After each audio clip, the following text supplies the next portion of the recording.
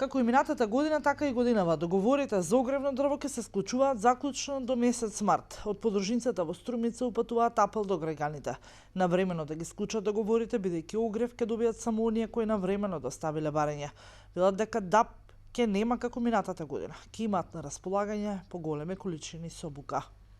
И оваа година исто така, со отпочнување на годината, значи до 31 март ќе бидат склучени договорите за сите оние граѓани кои што ќе дојдат и ќе го побараат тоа. Што значи ние повторно на крајот на март ќе имаме јасна слика кои ќе бидат потребите на граѓаните на Струмица и пошироко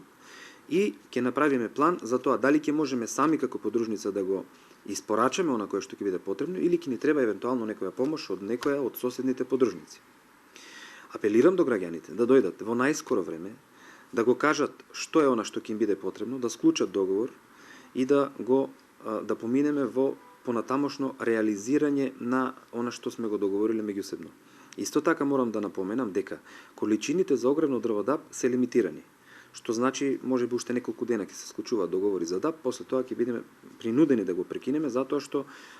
повеќето од луѓето сакаат сортимент ДАП и токму затоа количината ДАП ја трошиме во